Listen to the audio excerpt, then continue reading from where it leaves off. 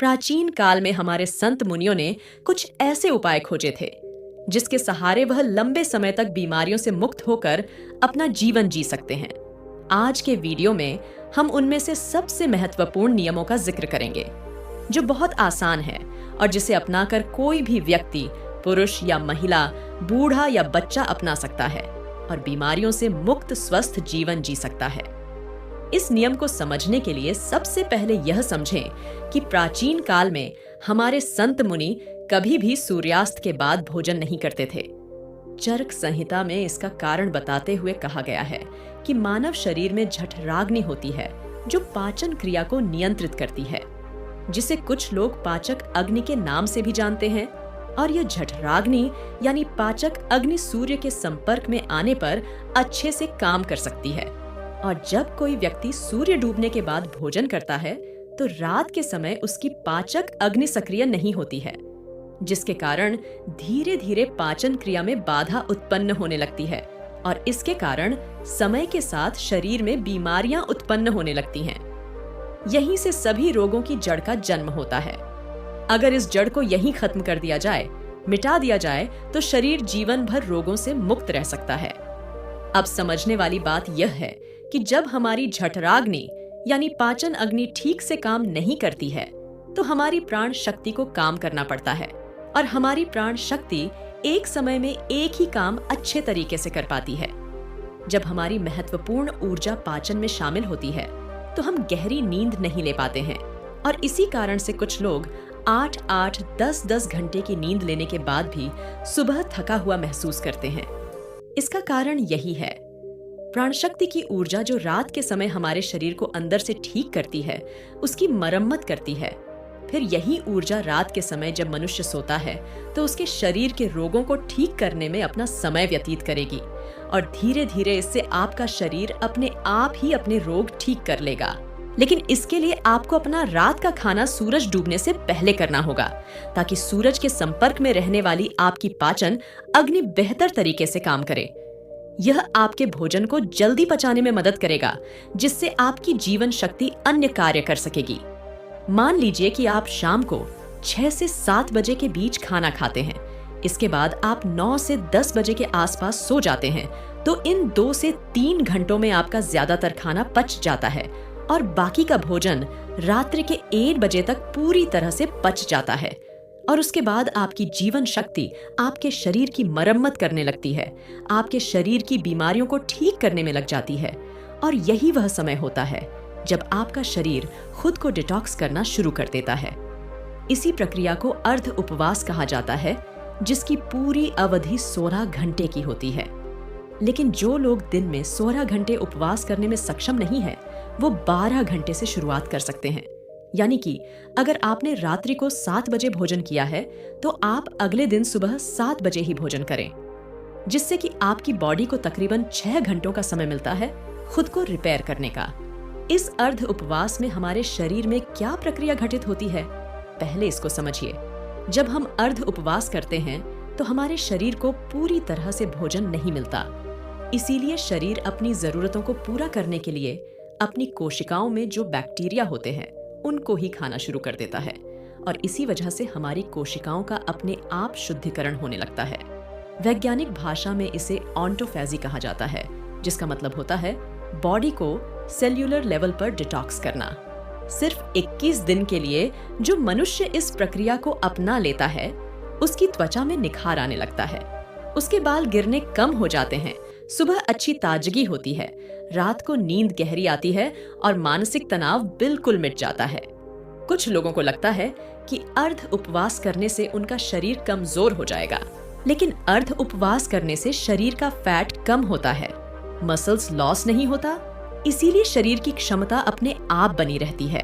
अब तक आप ये समझ चुके हैं कि आपकी प्राण शक्ति आपकी बीमारियों को दूर करने के लिए किस प्रकार कार्य करती है, किस समय आपको भोजन करना चाहिए ताकि आपकी प्राण शक्ति पूरी ऊर्जा के साथ काम कर सके।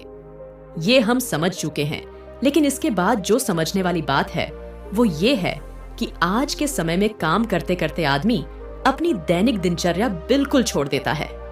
वो किस प्रकार सही समय पर भोजन करे। अगर वो रात के समय काम करता है तो वो किस प्रकार भूखा रहे। क्योंकि उसे तो आदत हो चुकी है रात के समय देर से खाना खाने की। और कुछ लोगों के साथ समस्या ऐसी है कि वो भूखे नहीं रह सकते, थोड़ी थोड़ी देर में उन्हें भूख लगती रहती है। तो ऐसे लोग किस प्रकार इस प्रक्रिया का लाभ उठा सकते हैं? देखिए, अगर आप 16 घंटे का उपवास कर रहे हैं तो उसके लिए आपको बीच बीच में कुछ लिक्विड चाहिए, जिससे आपकी बॉडी भी हाइड्रेटेड रह पाए और आपके शरीर को डिटॉक्स करने की प्रक्रिया भी तेज हो जाए। शुरुआत में अगर आप अपना रात्रि का भोजन 7 बजे कर लेते हैं तो आपको 10 बजे तक भूख लगेगी ही लगेगी। उस समय जब आपको भूख लगे तो उस समय आप नारियल पानी पी सकते हैं। इससे शरीर में बहुत सारे लाभकारी फायदे भी होंगे और आपके डिटॉक्स की प्रक्रिया तेज हो जाएगी। इसके अलावा आपको कॉफी भी पी सकते हैं। और जिन लोगों का वजन ज्यादा बड़ा हुआ है, जो अपने वजन को कम करना चाहते हैं, ऐसे लोग थोड़े गर्म पानी में एक नींबू निचोड़कर उसको पी सकते हैं। इससे उन्हें अद्भुत लाभ होंगे। कुछ ही दिनों में वो पाएंगे कि उनके शरीर का वजन कितनी तेजी के साथ घट गया है। लेकिन जिन लोगों को ठंड जल्दी लगती है, जुकाम जल्दी होता है, खांसी हो जाती है, बुखार हो जाता है, तो ऐसे लोग रात में पानी में नींबू निचोड़कर कभी ना पिएं। रात को त्रिफला चूर्ण भी लिया जा सकता है, जो कि बहुत लाभकारी होता है। वो आपके शरीर को डिटॉक्स करने में उसकी बहुत सहायता करता है। सुबह आपका पेट अच्छे से खाली होगा। अगर रात को आप त्रिफला चूर्ण लेकर सोते हैं तो जिन लोगों को डायबिटीज या फिर शुगर की प्रॉब्लम रहती है, ऐसे लोग अर्ध उपवास पूरा करने के बाद जब अपना पहला भोजन करते हैं, यानी कि सुबह ब्रेकफास्ट जब वो करते हैं, तो हल्के गर्म पानी में एप्पल साइडर विनेगर, दालचीनी का पाउडर और ऊपर से एक नींबू निचोड़कर पी सकते हैं। इससे उन्हें डायबिटीज में बहुत राहत मिलेगी और कुछ ही समय में उनके रिजल्ट्स बिल्कुल चेंज हो जाएंगे। उनका शुगर लेवल डायबिटीज बिल्कुल मेंटेन होने लगेगा। जिन लोगों को हार्ट की प्रॉब्लम ज्यादा रहती है, ऐसे लोग सुबह ब्रेकफास्ट में घी या फिर कद्दू का जूस ले सकते हैं। ये उनकी त्वचा के लिए, उनकी बॉडी को डिटॉक्स करने के लिए और हार्ट के लिए सबसे ज्यादा बेनिफिशियल होता है। जिन लोगों का डाइजेशन ठीक नहीं होता है, ऐसे लोग पानी में अजवाइन और जीरा गर्म करके उस पानी को ठंडा करके पी सकते हैं। इससे उनकी पाचन क्रिया बहुत सुलभ हो जाएगी। और जिन लोगों को अर्ध उपवास करने में दिक्कत होती है, बार बार भूख लगती है, तो ऐसे लोग हल्के गर्म पानी में शहद मिलाकर पी सकते हैं। ये उनकी भूख को मिटा देगा और उनके शरीर को डिटॉक्स करने में बहुत मददगार ही साबित होगा। कुछ लोग जल्दी रिजल्ट पाने के लिए हफ्ते में 2-2 दिन उपवास करते हैं, लेकिन फिर 5 दिन पेट भर भर के भोजन करते हैं। इससे उनको जल्दी रिजल्ट्स तो मिल जाते हैं, लेकिन ज्यादा समय तक ऐसे रिजल्ट्स टिकाऊ नहीं होते।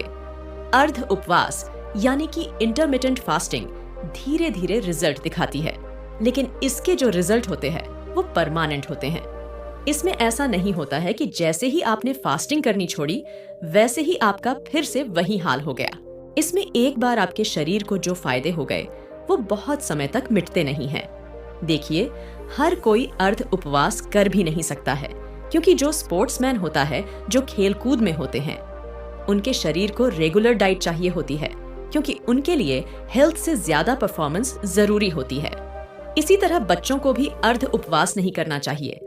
और जो लोग मधुमेह के पेशेंट हैं, जिनका शुगर लेवल गड़बड़ रहता है, ऐसे लोगों को अगर अर्ध उपवास करना है तो समय समय पर अपना sugar level, blood sugar level check करवाते रहिए।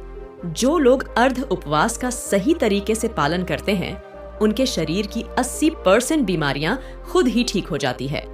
और जिन लोगों को कोई बीमारी नहीं होती, ऐसे लोग अर्ध उपवास करके अपनी बॉडी को डिटॉक्स कर सकते हैं, जिससे कि भविष्य में उनको कोई बीमारी नहीं होगी। यही हमारे संत मुनियों का जीवन भर स्वस्थ रहने के लिए अचूक मंत्र था, जिसका आयुर्वेद, चरक संहिता हर जगह उल्लेख मिलता है। चरक संहिता में अर्ध उपवास के साथ एक और नियम जोड़ा गया था, लेकिन वो आज के समय में संभव नहीं है।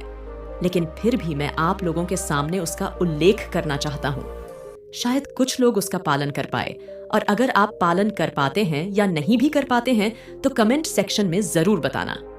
देखिए, पुराने समय में जो खाना पकता था वो मिट्टी के बर्तनों में पकता था, और यह बहुत जरूरी होता था कि उस खाने को पकाने के लिए उसमें वायु का स्पर्श हो, उसमें प्रकाश का भी स्पर्श हो, उसमें अग्नि का स्पर्श हो और उसमें मिट्टी का भी स्पर्श हो। उस समय मिट्टी का ही बर्तन होता था। अग्नि का स्पर्श खाने को पकाने के लिए दिया जाता था, और सूर्यास्त से पहले खाना पकेगा तो उसमें प्रकाश का भी स्पर्श आ जाएगा और वायु का भी स्पर्श आ जाएगा। क्योंकि खाना प्रेशर कुकर में नहीं पकता था, खुले बर्तन में पकता था, जिससे वायु उसको स्पर्श कर सके।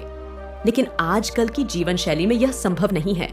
इसीलिए कम से कम हम अर्ध उपवास करना तो सीखे। चाहे हम उस तरह का भोजन तैयार नहीं कर पा रहे, लेकिन अर्ध उपवास करके अपने शरीर को फायदा तो पहुंचा सकते हैं। तो दोस्तों, उम्मीद करता हूं आपको इस कहानी से एक अच्छी सीख मिली होगी। यह कहानी आपको कैसी लगी, हमें कमेंट बॉक्स में कमेंट करके जरूर बताएं, और साथ ही इस कहानी को अपने दोस्तों के साथ जरूर शेयर करें, ताकि उन्हें भी इस कहानी से कुछ सीखने को मिल सके। धन्यवाद।